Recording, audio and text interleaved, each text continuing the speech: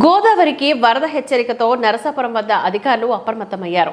2 రోజుల పాటు నరసాపురం, సగినేటిపల్లి, రేవుల మధ్య రాకపోకలు నిలిపివేయాలని నిర్ణయించారు. MLA Nayakar, RDO Ambarish, commissioner Anjaiah, tahsildar, ఎంపీడీఓల బృందం వశిష్ఠ గోదావరిలో వరద ఉధృతను పరిశీలించి ముందస్తు జాగ్రత్తలు చేపట్టాలని నిర్ణయించారు. రేపు మూసివేయడంతో విద్యార్థులు ఇబ్బంది పడకుండా వారిని ప్రైవేటు బస్సుల్లో లంక గ్రామాలకు పంపించారు.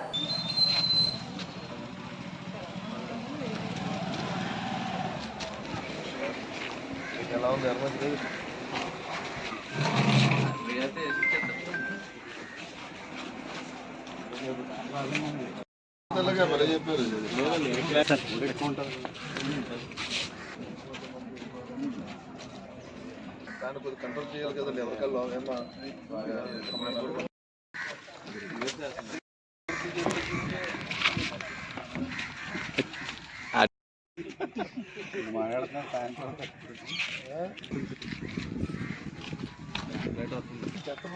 చెప్తున్నారా మొత్తం వెంకటేశ్వర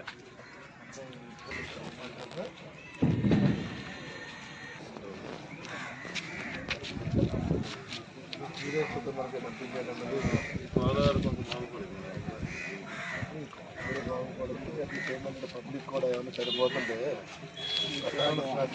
ఇబ్బంది కదా.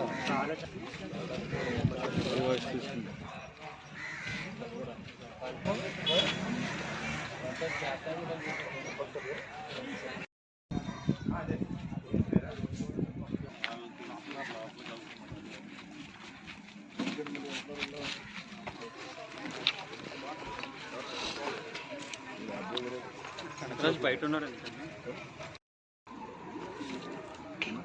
ఒకసారి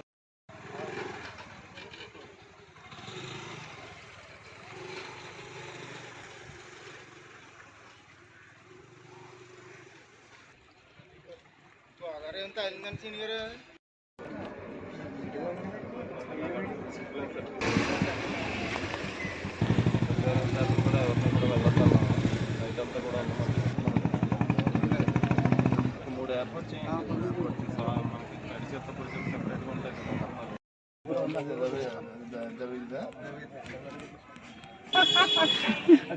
మీరు వాడతారు కదా వెంట కడతా ఉంటారు.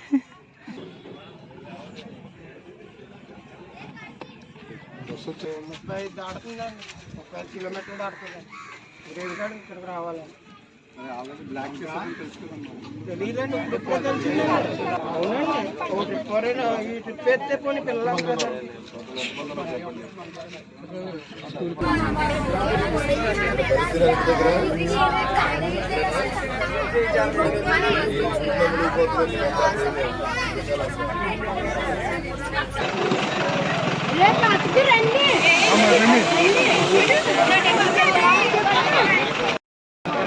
రేవుకి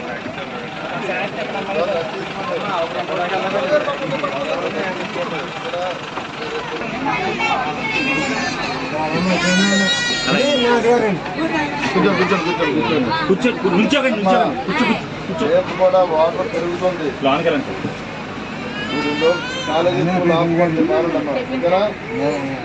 ఇబ్బంది పడతారు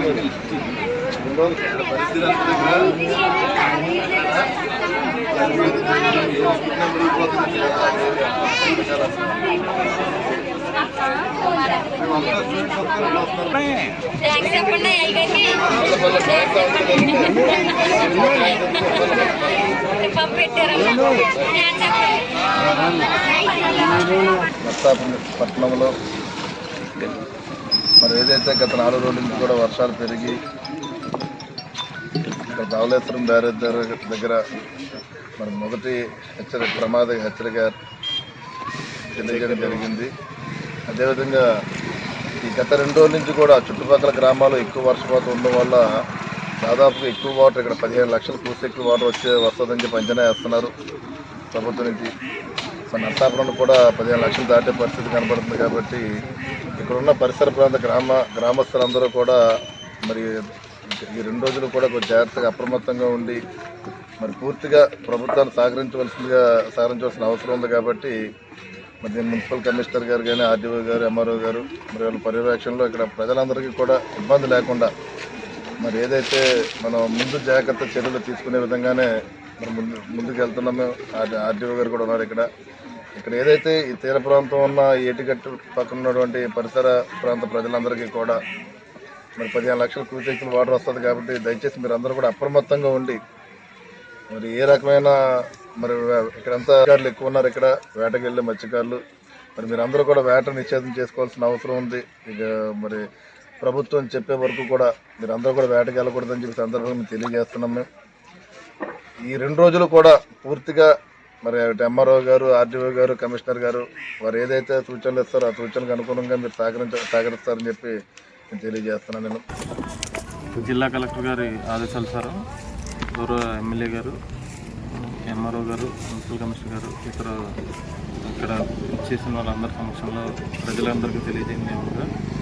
ఇవాళ భద్రాచలం దగ్గర గోదావరి నీటి మట్టం 2వ ప్రమాద హెచ్చరిక దగ్గరికి చేరువవుతున్నందున మనకి సుమారు 15 లక్షల క్యూసెక్ల వరకు వరద వచ్చే అవకాశం ఉందని అంచనా ఉంది. రేపు సాయంత్రం వరకు మనకి అవసరం ముందుగా మనందరం అప్రమత్తంగా ఉండాల్సిన అవసరం ఉన్నది. అందులో చర్యల్లో భాగంగా ఫెర్రీ సర్వీసెస్ని ప్రస్తుతానికి మనం విడుదల చేసాం. దాంతోపాటు వినాయక నిమజ్జనాలు ఏవైతే ఉన్నాయో అవన్నీ దయించి ఒక 2 రోజులు వాయిదా వేసుకోవడం కానీ తగ్గించడం కానీ చేయాల్సి ఉంటుంది.